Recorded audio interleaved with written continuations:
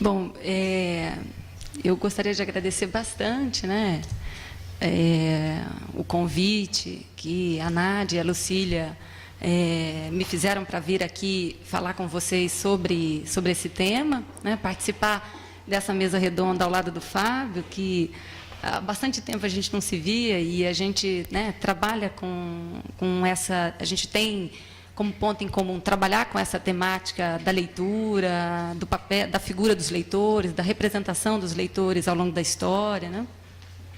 Então, por isso, para mim, eu fico bastante contente de poder dividir essa mesa com o Fábio.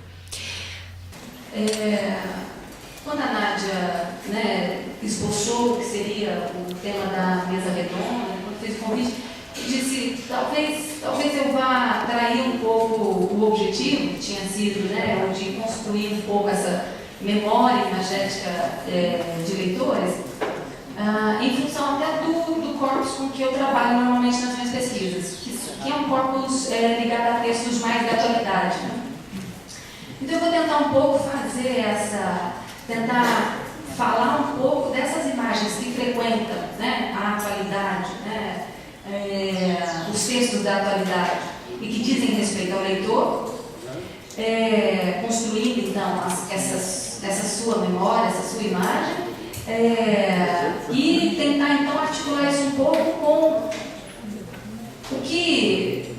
quais seriam os discursos fundadores dessa imagem que a gente tem a respeito dos leitores na atualidade.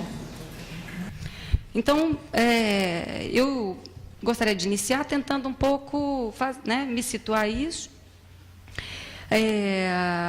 em relação a isso e dizer que, quando eu me referi também aqui a imagens de leitor, né, eu vou tratar disso não no sentido exclusivamente das representações plásticas, dos exemplos que eu vou trazer aqui, de imagens concretas mesmo, mas também pensando um pouco a dimensão representacional disso, né, das imagens que a gente constrói sobre os leitores, essas imagens de origem mental, né, um pouco ligadas exatamente aos discursos que permitem, que constituem, que orientam, né, essas imagens. E eu vou apresentar aqui brevemente para vocês essas representações desse leitor na atualidade, apoiando-me numa hipótese da professora Márcia Abreu, que é uma especialista em História da Leitura no Brasil, né? Hipótese segundo a qual o imaginário partilhado atualmente sobre o leitor e sobre a leitura formou-se, sobretudo, a partir do final do século XVIII e ao longo do século XIX, constituindo o que nós sabemos e o que nós dizemos e podemos dizer, né, de nós como leitores hoje. Nesse texto, o texto que está disponível na internet, se chama Diferentes Formas de Ler, né, da professora Márcia Abreu, foi publicado em 2001 e ela discute alguns aspectos da origem cultural, né, de nosso imaginário sobre a leitura. E ela apresenta lá, uma série de imagens de pinturas do século XIX e faz uma comparação dessas pinturas do XIX com algumas fotografias de leitores do presente, né, comparando um pouco isso e identificando uma espécie de remanência do modo como esses leitores eram representados e continuam sendo representados imageticamente, né? E são alguns desses discursos que sustentavam a produção dessas imagens lá e que sustentam ainda hoje, né? Que foram então produzidos no passado e são ainda reiterados, que eu vou tentar esboçar aqui algum comentário, pensando exatamente nesses discursos que orientam o modo como nós fazemos, o modo como nós nos fazemos leitores e o modo como nós dizemos como somos leitores. E aí,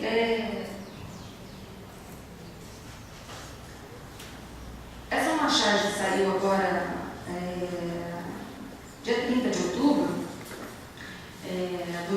na Folha de São Paulo. O Carlos chamou a atenção dela para mim, e daí eu imaginei que ela seria um bom exemplo para a gente poder pensar um pouco essas representações, né, imagéticas da figura do leitor.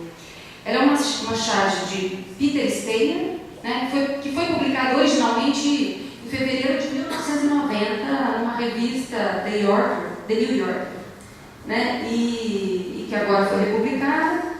E essa charge ela nos apresenta de maneira bastante curiosa, né, uma imagem de leitor pautada em um discurso sobre a leitura bastante frequente. Né? Ela reitera um discurso que nos é bastante familiar, né, que é aquele do choque geracional e de meios de produção e circulação de texto, né, quando da emergência de uma forma de produção e circulação de texto. E a dúvida do filho, que está se alfabetizando, né, aparentemente, e que está travando contato aí com o conhecimento via livro impresso, né? Essa dúvida dele quanto ao fato do pai saber ler ou não é que gera a comicidade do texto, né? E à medida que esse texto critica um pouco essa predileção do pai pela TV, indicia o excesso de exposição de toda uma sociedade, né? Porque isso sinaliza algo que seria próprio uma sociedade, seria esse excesso de exposição dessa mídia de massa, da TV, como um meio privilegiado de informação e entretenimento. Essa é uma imagem de leitor pautada em discursos sobre a leitura, que constitui o nosso imaginário sobre essa prática, assim como em relação ao que é ou deve ser considerado como leitura, né, como práticas legítimas hoje. E segundo critérios de validação que ultrapassam em muito o simples gesto de decodificação pelo olhar, do texto. Né? Trata-se de um discurso que sustenta uma discrepância entre dois meios, o livro impresso e as formas audiovisuais de acesso ao conhecimento. E aqui, no caso, em favor do livro impresso. Né? A crítica ao excesso do hábito de ver TV, manifesta nessa charge, sustenta a necessidade do resgate e mesmo da difusão de um hábito de leitura de textos disponíveis sob a forma de livro impresso. E esse é um discurso muito presente, né? E que apresenta, de certo modo, um saudosismo de um período áureo da difusão do impresso, vivido em outro tempo e em outro espaço.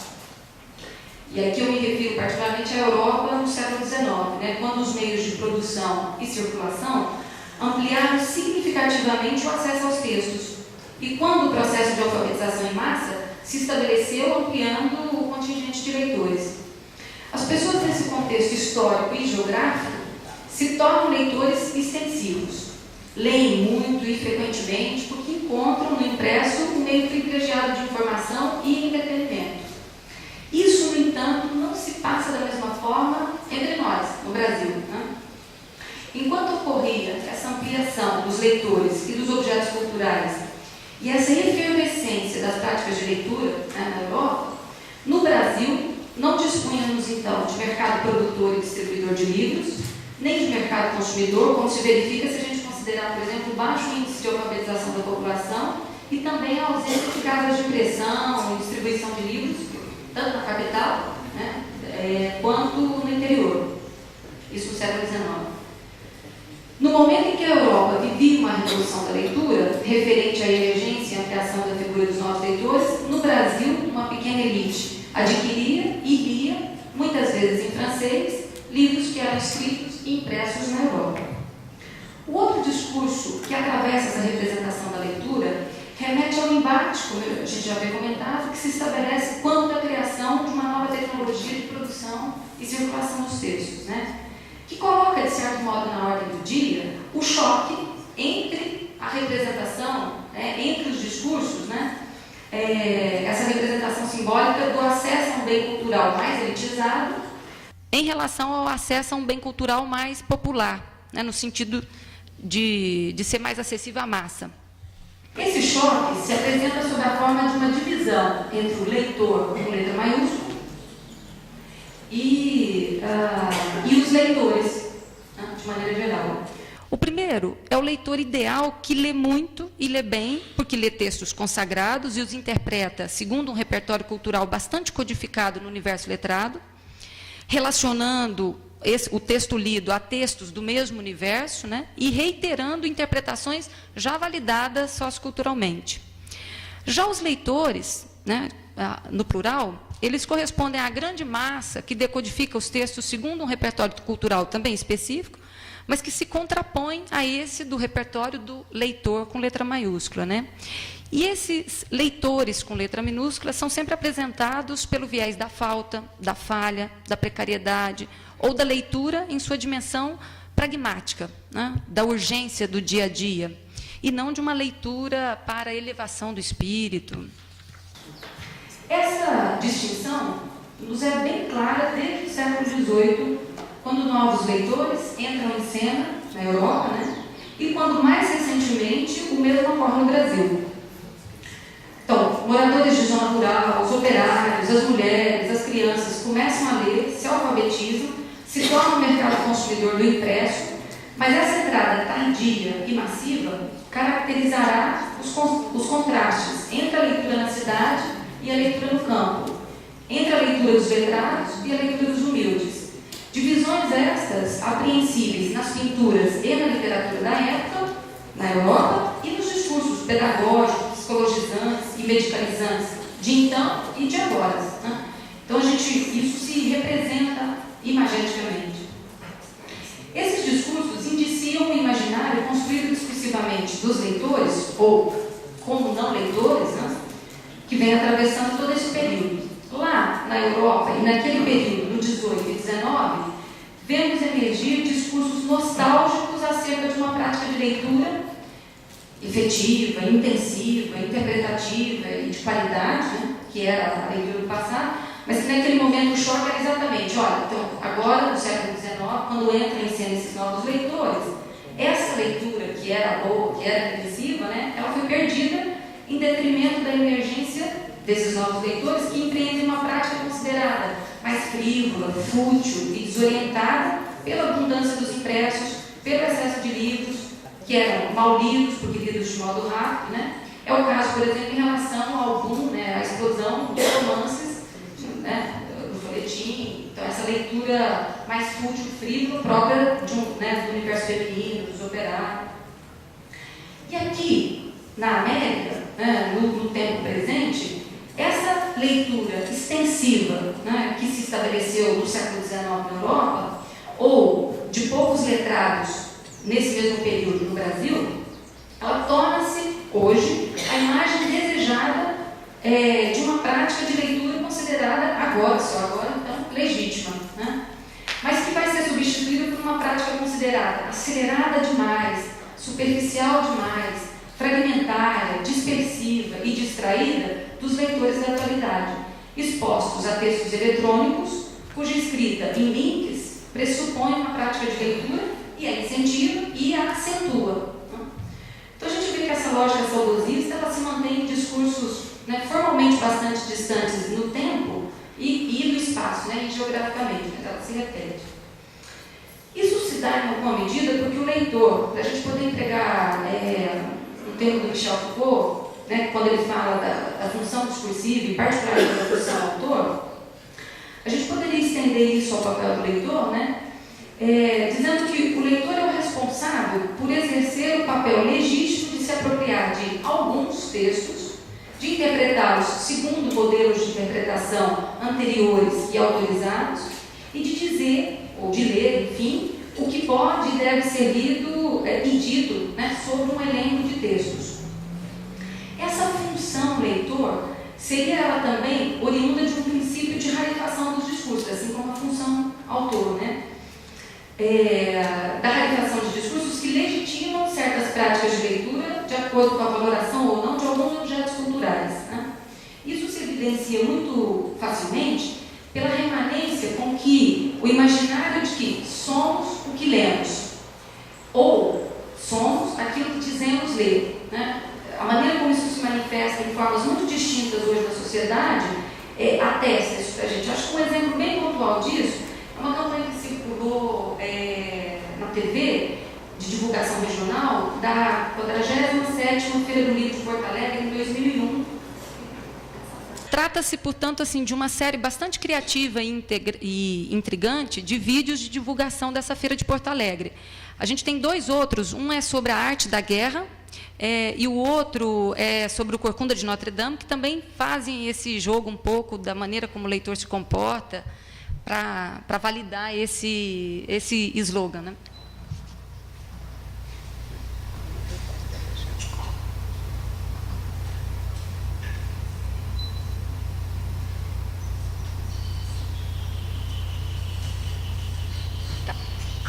Bom, então, parece que o enunciado de base e evidente dessa série é exatamente esse referente a um discurso muito próprio sobre a leitura, que é aquele de que a gente se identifica e é identificado pelos outros em função daquilo que a gente lê, certo? E parece que uma crítica, assim, uma crítica que normalmente se faz, mas que é feita de maneira muito contundente pela professora Márcia Abreu a esse respeito, mostra como é que a imagem que a gente faz dos leitores se liga àquela do leitor com letras maiúsculas, né? Com letra maiúscula, de que a gente falou antes. Ao perguntar a alguém o que ele lê ou leu ultimamente, a gente coloca em jogo exatamente essa ideia de vamos colocar as imagens sobre os leitores para funcionar. Rapidamente, nós nos identificamos a esse leitor com maiúsculo e enunciamos aquilo que é uma leitura considerada relevante socialmente, declarável, portanto, né? E que ajuda a construir a nossa imagem, não apenas como leitor, mas a nossa imagem de quem nós somos ou queremos parecer ser, né? Assim, reproduzimos algumas representações de práticas de leitura que já foram legitimadas antes, né? Todos nós sabemos que práticas a gente pode e deve revelar, porque há certas leituras que a gente não declara publicamente ou em certos grupos, né? Tem um texto bastante interessante no livro do professor Jean-Marie Couleau, em que ele escreveu um livro sobre os livros que a gente lê com uma mão só, né? Falando dos romances pornográficos do século XIX. E de como foi difícil para ele localizar exatamente esses indícios sobre essa prática de leitura desse tipo de objeto.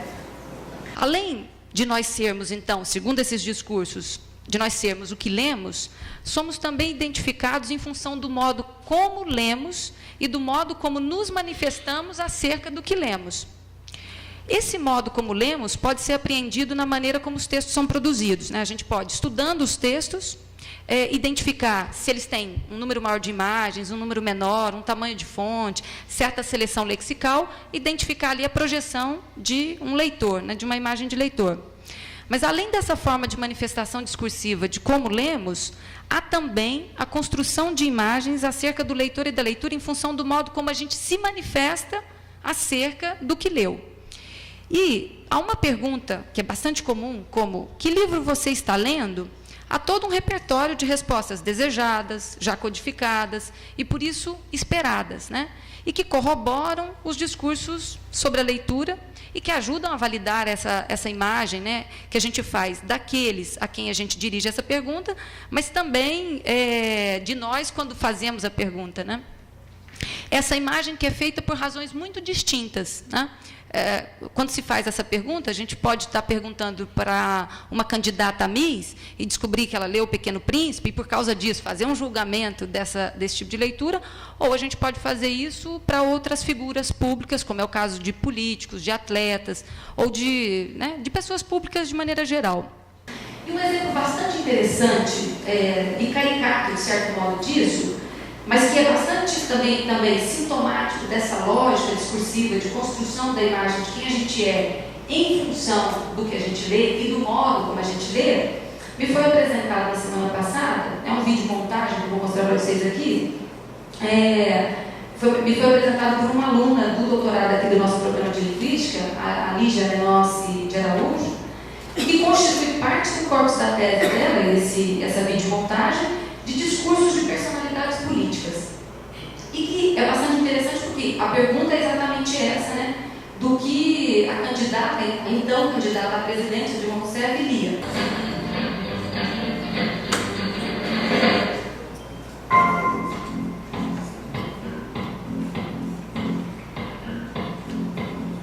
Bom, livros, né? Eu estou lendo um livro que está muito lindo. Eu tentei falar um pouco sobre a novela, para ver se eu lembrava do livro. Não é de Sandro Marara. O livro chama Brasa. É talvez uma das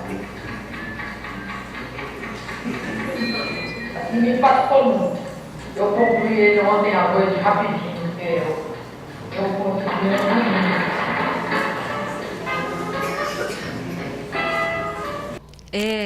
Então, tanto o vídeo, quanto os comentários depois postados pelos internautas, né, eles aludem para representações discursivas que a gente partilha na atualidade acerca da leitura. Algumas dessas imagens do leitor, elas estão manifestas já na própria pergunta, né, sobre que livros a então candidata lê, como se essa fosse uma resposta que fornecesse ao eleitorado um traço importante do perfil da candidata, algo a que se deve ter acesso para melhor avaliar o perfil do candidato.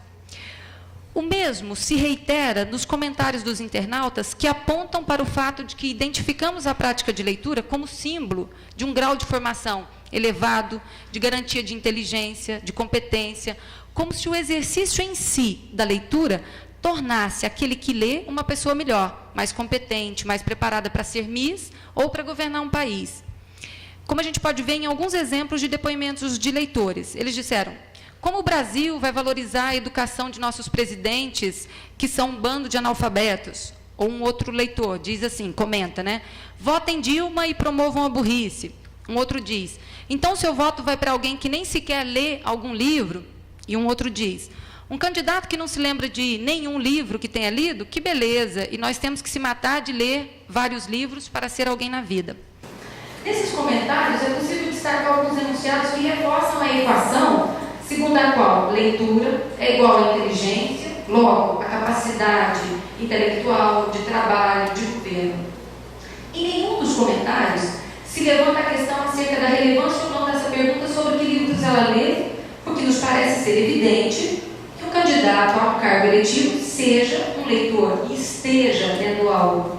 Além disso, tanto a pergunta quanto a resposta se pautam numa evidência acerca do que se entende como leitor e o que se considera legítimo declarar como leitura.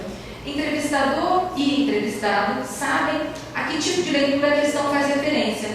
Não a qualquer uma, mas aquela leitura de livros como uma prática voluntária e frequente, feita por prazer, de obras literárias ou filosóficas consagradas ou com uma variação importante da crítica atual.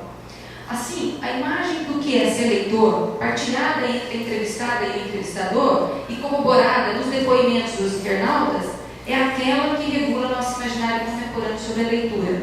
Nem tudo que lemos é digno de declaração, quando está em jogo nossa imagem de leitor e, por extensão, da pessoa que somos. Sabemos muito bem, quando perguntados a respeito de nossas leituras, que objetos culturais e que gêneros editoriais vão corroborar uma imagem de verdadeiro leitor. Assim a gente relega ao silêncio leituras de cunho pragmático, que provavelmente sejam mais funcionais para o exercício de certas profissões do que a leitura de entretenimento, por exemplo. Mas esse perfil ideal que norteia o nosso imaginário, ele tem uma história, e que se assemelha, de certo modo, com aquela da história da figura do autor, né? Que, até o século XVIII, apresentava-se como desprovido de interesse financeiro. Então, o autor não podia ter interesse financeiro. O autor era aquele que escrevia por prazer, em nome do saber, ou em nome de uma imagem de si a construir e a zelar. Então, eles não recebiam por seu trabalho e nem, ainda que precisassem financeiramente disso, né? Havia uma resistência em se identificar as composições, especialmente as literárias, né, ou as filosóficas, como mercadorias, né? Então não se podia pensar isso. Tem a fala de um lord inglês que o Roger Chartier cita no seu livro, que diz o seguinte: a glória é a recompensa da ciência e aqueles que são dignos desprezam toda e qualquer consideração mais mesquinha. Diga-se dinheiro, remuneração. Essa lógica do gentleman writer ou do gentleman amateur era aceita até pelos escritores que não tinham como se manter, que não tinham origem aristocrática, né? Então, isso me parece que é apenas no século XVIII que essa lógica de que o autor não poderia receber por seu trabalho, porque isso não era nobre, essa inversão vai se dar só a partir da segunda metade do XVIII, né? E essa prática desprovida de um interesse pragmático específico por parte do autor, ela frequenta também as representações que a gente faz do leitor, né? São discursos e ideias como os que a gente viu agora, construídos ao longo desse século XVIII e do XIX, no qual se relacionava tanto a produção escrita quanto a leitura a uma prática de enobrecimento do sujeito, de elevação do espírito, particularmente daquele que lê, né? e que é uma prática potencializadora da transformação social, né? E são esses discursos que frequentam o nosso imaginário até hoje. Bom, eu vou fechar. Eu tinha um outro comentário sobre um exemplo bastante interessante de como é que dessa representação do passado, mas eu acho assim, esses discursos, eles nos indicam que não é necessariamente a leitura efetiva dos textos que conta, mas é a capacidade de ser identificado como leitor, seja por meio da posse de livros, seja por meio das nossas declarações sobre eles, né? Que é isso que constrói, é isso que diz respeito a que leitor nós somos. E essa relação simbólica imediata que se faz entre posse e leitura, entre comentário daquilo que a gente lê e leitura, remonta a um tempo em que a posse restrita a poucos e a oportunidade e circunstâncias de comentar, né, que também eram poucas, né, é que tornavam distintos e dignos de destaque aqueles seus hipotéticos leitores. É esse imaginário que perdurou ao longo dos últimos 2 séculos e que parece se reconstruir quando a gente vive um momento peculiar como o nosso, que é aquele de transição entre tecnologias de produção e circulação de textos e que também geram, de certo modo, um acirramento e uma forma de reconstrução de discursos polêmicos, né, que podem alterar ou não o nosso imaginário sobre a leitura e a imagem, né, que a gente faz de nós mesmos quando lemos ou quando falamos das nossas leituras. É isso, pessoal. Obrigada.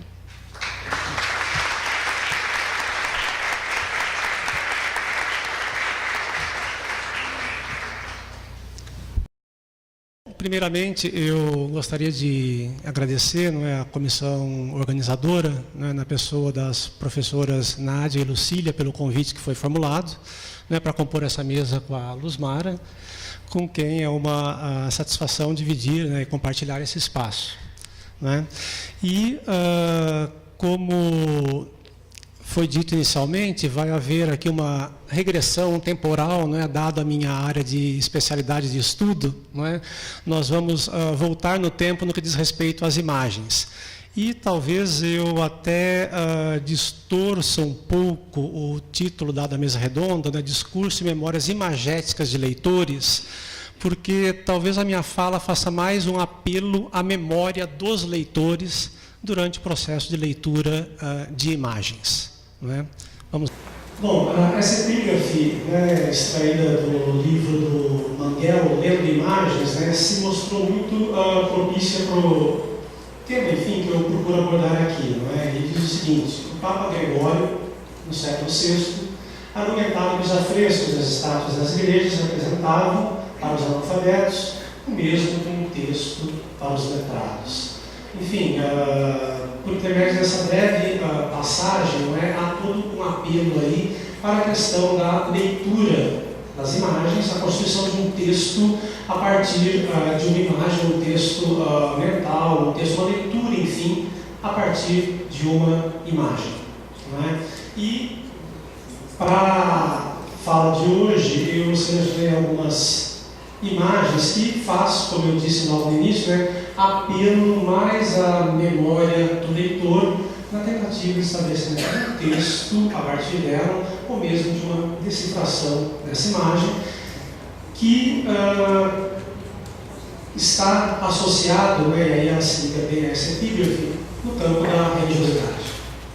E a partir daqui nós veremos algumas imagens, a partir daqui nós podemos pensar, por exemplo, nos vitrais góticos, que se constituíam como livros, de textos, enfim, de passagens bíblicas de pessoas analfabetas que reconheciam naquelas imagens multicoloridas dos vitrais das catedrais góticas, construídas aí 7, 8 séculos depois desta mensagem do Papa Gregório, decifravam, liam, compreendiam passagens bíblicas por intermédio de uma imagem reproduzida nos vitrais das, enfim, grandes catedrais góticas europeias. E começamos com uma imagem extraída de um livro de horas. Livro de horas foi um gênero textual muito difundido na Europa Ocidental a partir do século XIII, século XIV. não é? Era um livro de orações, né? Que orações essas que deviam ser entoadas em determinadas horas, em determinados momentos do dia. E vários desses exemplares ganhavam, adquiriam, como vocês podem ver, não é, toda uma expressividade imagética, toda uma decoração, não é, toda uma, enfim, uma decoração iluminada, como se chamava na época. Era um livro repleto de iluminuras. E se nós nos ativermos nessa imagem, não é, ela de certo modo dialoga com o texto, mas nós podemos, não é, pela experiência, não necessariamente pela prática religiosa que todos nós talvez tenhamos introjetados em nós mesmos, né, decifrar algo, pelo menos, esse texto deve ser algum texto do campo da religiosidade, não é? Porque, observem, vemos lá algumas pessoas, não é? Uma mulher ladeada por um anjo, né? Vê-se as asas, ou uma das asas do anjo. Esse anjo, ele carrega uma tarja escrita, não é? Onde se pode ler Ave Maria, Graça Plena, não é? No alto da imagem, encontramos uma figura com as mãos espalmadas, abertas, não é? Remetendo à figura de Deus Pai, não é? E sobre a mulher vestida de azul, a própria cor já significa muito, né? O azul. Sobre essa mulher que está aí, que tem sobre a cabeça uma auréola, verificamos uma pomba. Né? Vários símbolos, portanto, do cristianismo. A pomba representando o Espírito Santo, né? Deus Pai ao alto com as mãos espalmadas, normalmente portando farta barba. O anjo Gabriel, né? Saudando a Virgem Maria, né? E talvez essa memória não faça parte de muitos entre nós, não é? Mas aqui nós temos uma cena, não é, da Anunciação. Não é? O anjo do Senhor anunciou a Maria, não é? Coisas e orações que nossas avós talvez rezassem até 50 anos atrás, em alguns momentos do dia, 6 da manhã, meio-dia, 6 da tarde. Não é? Isso tudo associado a um texto igualmente religioso ao seu lado. Não é? Então, essa possibilidade de leituras de imagens a partir de um pré-conhecimento, de uma formação numa determinada área. No caso aqui, como eu já adiantei no início da minha fala, no campo da religiosidade. Há aqui duas figuras, não é? Dois evangelistas, né, que se distinguem. Nós temos aqui São Marcos e São Lucas. Perfeito, mas como que nessa imagem, né, nessa luminura feita no século VIII, nós distinguimos quem é São Lucas, quem é São Marcos? Pela expressão facial, pela face, pelos traços faciais. Na iconografia cristã, normalmente existem alguns elementos que permitem a identificação dos santos, santas, evangelistas. No caso aqui, esse atributo, né, nós localizamos na parte superior de cada uma das imagens. No caso da imagem à esquerda, São Marcos, nós encontramos um leão ao alto da página à esquerda, né, e na imagem à direita encontramos um touro, atributo de São Lucas. Então a leitura dessas imagens e a identificação dos evangelistas que são nelas reproduzidos não está na imagem, na reprodução pictórica do ser em si, mas sim do atributo que a acompanha. No caso aqui, o leão para identificar São Marcos, o boi para identificar São Lucas. A pomba para identificar o evangelista João, a águia para identificar o evangelista João, Marcos, Lucas e são 4, Mateus. Isso. Então esse processo de leitura a imagem passa, né, por um conhecimento prévio de uma determinada área do saber, ou de uma determinada área. No caso aqui, uma Bíblia paupera, Bíblia dos pobres, um gênero textual que também tem larga difusão particularmente no momento em que os livros, no momento pré-gutenbergiano, de difusão dos livros por intermédio da xilogravura, né? E isso, para localizarmos cronologicamente, nós podemos pensar na primeira metade do século XV, 1401, 1450, houve um grande desenvolvimento na produção de livros pelo processo xilográfico, né? E aqui nós encontramos a reprodução, uma delas sem cor, a outra colorida, né? De 2 exemplares da Bíblia dos pobres, né? Em que nós podemos verificar que ela era constituída majoritariamente por imagens. As partes com textos escritos se constituem como partes menores da imagem, da reprodução, enfim, obtida pelo processo xilográfico. Né? A gente vê ali a história do Adão e Eva, por exemplo, entre vários outros. E aqui temos uma reprodução conhecida como Ars Moriendi, a arte de bem morrer, né? Que foi um dos princípios muito bem cultuados até o período barroco no Brasil, praticamente em Minas Gerais, no século XVIII. Né? A arte de bem morrer fazia parte dos quesitos para que você tivesse uma reta ascensão aos céus, permanecendo muito tempo no purgatório. Isso tudo perpassava o imaginário da época. Né? E aqui nós temos uma reprodução dessa arte de bem morrer, em que normalmente ela é identificada por um moribundo sobre seu leito, né? E as forças do bem e do mal disputando a alma desse indivíduo aí que está prestes a falecer. Nós encontramos nessa imagem em particular as forças celestes ao alto, ali atrás da cabeceira da dama, né? A Virgem Maria, Jesus Cristo, Deus Pai, e outras forças, né? Algumas delas aladas, outras sobre o chão, ao lado do leito, né? Disputando, enfim, a alma desse ser moribundo.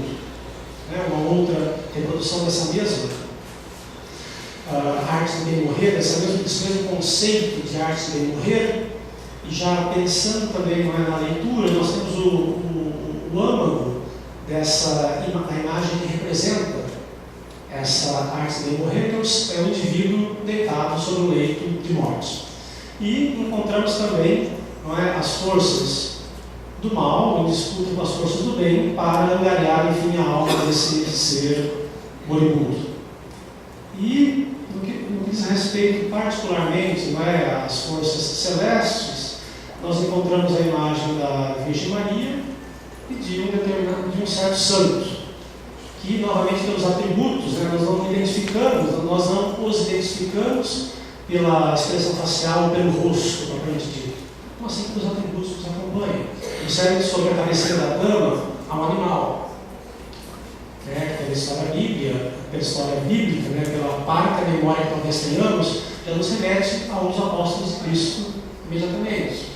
Há ao lado da dama também um ser divino, né? Que caracteriza a auréola sobre a sua cabeça. Ele porta uma chave. Né? Aí nós todos nos lembramos de São Pedro, porteiro do céu, a questão do galo, e a terceira negativa, o galo cantou, quando Pedro, enfim, nega a Cristo por 3 vezes no Horto das Oliveiras. Então, essas questões todas que compõem, enfim, os atributos da iconografia cristã, elas nos permitem, o conhecimento delas nos permitem identificar e ler essas imagens, lermos essas representações, enfim, divinas. Bom, porém, não apenas imagens, mas também os textos manuscritos, além desses textos se darem a ler, e aí falando do texto propriamente dito, os textos apresentavam ao leitor determinados sinalizadores que apontavam para um certo roteiro de leitura. E aqui pensando já no livro medieval, hoje em dia nós estamos habituados, né, quando pensamos no livro impresso, né, a primeira coisa que fazemos quando estamos no livraria, nós lemos a contracapa, né, damos uma folheada no livro, olhamos o sumário, né, são todos expedientes que nós, leitores modernos, adotamos para escolher, comprarmos, adquirirmos, enfim, aquele livro livros no período medieval e séculos à frente andados, eles não apresentavam esses expedientes ancilares aos consulentes, esses elementos de auxílio aos consulentes, aos leitores. Porém, não deixaram de apresentar outros que nós vamos ver a partir de agora. Né? Nós temos aqui uma imagem, a reprodução de um folho com um texto já impresso. Né? E esse folho ele apresenta o texto original, parte de um texto que foi glosado. O que significa glosar um texto? Comentá-lo, interpretá-lo. Então, esse texto ele não apresenta, observem que ele tem um núcleo médio superior central, que é o texto principal, o texto objeto das glosas. Ele é todo envolto por comentários, outros textos, e as margens, para fora dessa mancha mais escura, há também determinados blocos de textos que se constituem igualmente em glosas, comentários dos comentários, enfim. Isso tudo vem sinalizado pela própria disposição de impressão do texto. O texto principal, na mancha central, médio superior, uma glosa envolvendo essa mancha central e glosas das glosas do texto. Aqui, num texto medieval, século VIII, aqui em escrita uncial, nós vemos no folho, na página, enfim, que é aquilo que nós hoje denominaríamos página par, aquela da esquerda, nós encontramos nas duas últimas linhas, em caracteres maiores, expressões muito correntes nos livros medievais. Os livros medievais eles não eram as partes textuais, não apresentavam essa divisão de que nós nos servimos e pelas quais nós nos guiamos para localizar determinadas informações no livro. Ele era normalmente composto, um livro, uma encadernação, era normalmente composto por textos seguidos, mas havia, sim, determinados sinalizadores que explicavam ao leitor, ao consulente, olha, aqui acaba essa obra, aqui começa a obra tal. E nós lemos nessas duas linhas inferiores do folho à esquerda, duas expressões muito, muito correntes na Idade Média, que consistem no seguinte: explicit liber tertius, ou seja, aqui acaba o livro terceiro, incipit liber quartius, aqui começa o quarto livro. Determinados, então, sinalizadores ao leitor, indicando fim e início de partes textuais, componentes de uma mesma encadernação, daquilo que nós chamamos hoje de um mesmo livro. Um outro expediente de localização para o leitor e, ao mesmo tempo, de divisão de partes textuais, dizia respeito às letras capitulares, que nós encontramos ainda hoje, no processador de texto Word, por exemplo, tem lá capital letters, a gente encontra esse comando letras capitais ou capitulares, que eram letras em fontes maiores, normalmente, e só para ilustrar o que vem a ser uma letra capitular, nesta imagem aqui impressa mesmo, nós temos duas. Uma delas no texto central, no texto nuclear, ali, um S, e a outra, igualmente um S, na coluna da esquerda, na parte médio inferior. São letras em caracteres maiores, que talvez pareça a nós, leitores da modernidade, como simples e puros adornos, mas que, na verdade, para o leitor da época, se constituía como um elemento de localização e como um elemento de divisão, como eu disse, das partes textuais. E aqui, nesta breve passagem, a gente encontra, e essa passagem assinala o quão relevante isso era para a época, assinala que sempre que se elaborava um manuscrito, a questão das letras ornamentais, de sua altura, de seu tamanho, era levada em conta. Justamente com esse intuito de indicar para o olhar leitor as divisões de partes da obra, o início, o fim de determinados capítulos e outras partes menores.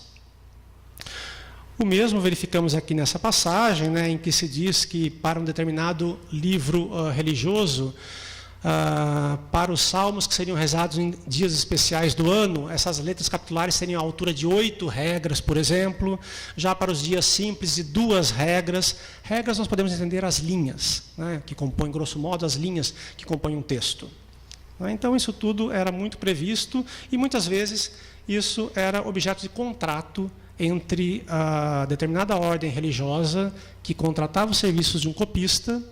Isso era expresso de modo preciso no ato da contratação do copista, por exemplo. Isso nós vemos aqui um comentário em torno de um contrato, para a elaboração de um livro religioso. Bom, e aqui nós temos, para ilustrar essa questão, nós temos um recorte daquele livro de horas, que pertenceu a Catherine de Valois, rainha da Inglaterra, elaborado ao longo da primeira metade do século XV, em que essa diferença entre os tamanhos das letras capitulares fica bem expressa. Observe que nós temos ali uma primeira letra, a letra D, com a altura de 4 regras, sinaliza o início da oração. Não é? Domine labe mea peris, né? Eu venho lá de Ouro Preto e essas, por incrível que pareça, essas orações são rezadas e cantadas até hoje nas festas promovidas pelas irmandades religiosas leigas que lá existem, em latim e tudo. Então tem aí o início da oração, que corresponde ao início da cerimônia religiosa. Abri, Senhor, os meus lábios, e aí a letra menor, um E menor estilizado, e os meus lábios pronunciarão o vosso louvor. E aí segue a oração, sempre com uma letra inicial que indica a alternância entre o padre e o coral ou o povo, numa letra especial, numa letra iluminada, numa letra capitular, ainda que numa fonte, num caractere menor de apenas uma regra. Então, como guia, sinalização do olhar leitor. E, fechando um foco um pouco para os manuscritos mineiros, nós vemos que essa prática medieval de elaboração de livros, numa época em que determinados expedientes da composição e ordenação textual para livros impressos já se encontrava estabelecida, determinados livros manuscritos guardam ainda essa prática, essa memória de elaboração manuscrita de determinados textos, e também no que diz respeito ao acabamento artístico. Nós temos aí 2 imagens que pertencem ao livro de compromisso da Irmandade de Nossa Senhora do Rosário dos Pretos, ali de Ouro Preto, datado de 1750, em que esse processo de leitura de imagem também está presente, particularmente no que diz respeito àquela reprodução superior, a imagem ali à direita, em que há a reprodução de um ente do agiológico cristão, de uma imagem de uma Nossa Senhora, e que é identificada como Nossa Senhora do Rosário, justamente pelos atributos que estão a ela associados. No caso, Nossa Senhora carrega um menino ao colo e há um rosário, vários terços pendentes de suas mãos. E isso tudo vem explicado verbalmente na imagem seguinte, em que se minucia, se explica com mais rigor, o que vem a ser aquele livro, o livro de compromisso da Irmandade Nossa Senhora do Rosário dos Pretos, cita na capela filial, enfim, e aí segue adiante. E aqui, nesta imagem seguinte, nós temos aí na primeira imagem da direita também uma iconografia que diz respeito ela está toda envolta por uma tarja ornamentada, E o motivo central se constitui numa custódia ou no ostensório, que representa lá a presença do corpo de Cristo entre as pessoas no interior de uma igreja, Então, essa imagem, ela é lida ou era lida e imediatamente interpretada como sendo uma iconografia atinente ao Santíssimo Sacramento. Como vocês podem ver aí ao lado, há a explicação, a chamada, enfim, no frontispício do livro, Compromisso da Irmandade do Santíssimo Sacramento, cita na capela, cita na matriz de Nossa Senhora do Pilar de Ouro Preto, enfim.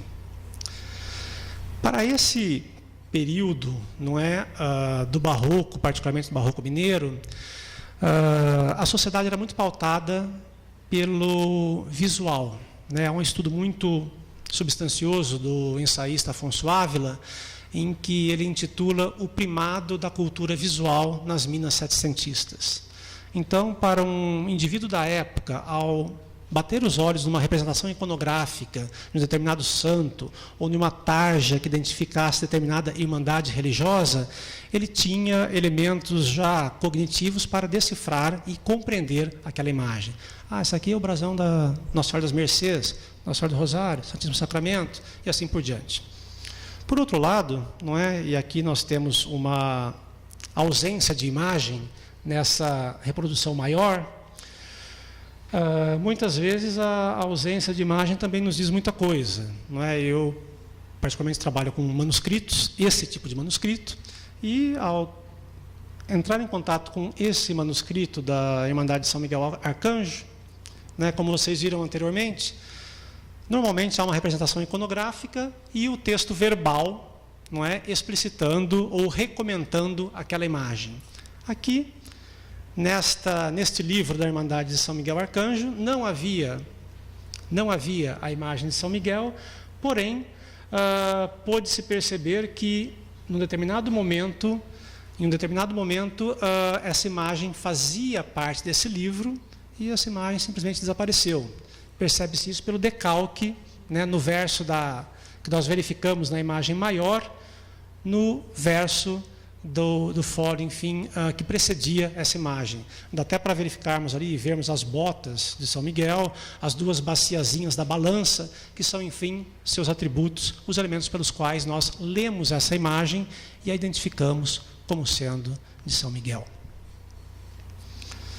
E, para finalizar, não é, nós temos aqui uma outra reprodução de uma parte interna desses livros de compromisso, aqui uma reprodução do livro de compromisso da Irmandade de Nossa Senhora do Rosário dos Pretos, em que nós lemos, para além do texto, podemos também estabelecer uma leitura da imagem, né, que compõe a letra capitular do capítulo 10º, aqui nós a temos num close, né? No capítulo 10º, nós temos aqui uma imagem compondo a letra O, né? O procurador terá grande cuidado, e um ser com formato piciforme, né? O torso, a parte inferior desse ser, né, encontra aí um formato piciforme.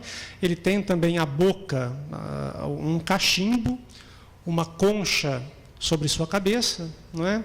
Enfim, elementos que remetem à cultura afro, por mais que este seja um livro de compromisso, que diga respeito a toda uma instituição toda branca, católica, europeia, ocidental, né? Então a gente verifica a inserção de determinados elementos culturais, no caso aqui dos negros, escravos que compunham essa Irmandade Nossa Senhora do Rosário dos Pretos, né? Inserida, talvez até para a época disfarçada, em meio a essa ornamentação profusa que compõe a letra capitular.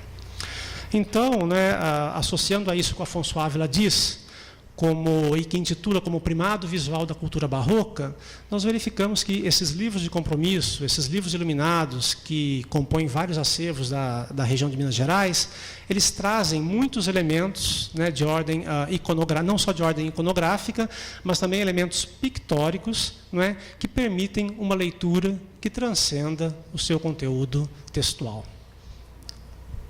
Muito obrigado, era isso que eu gostaria de compartilhar com vocês.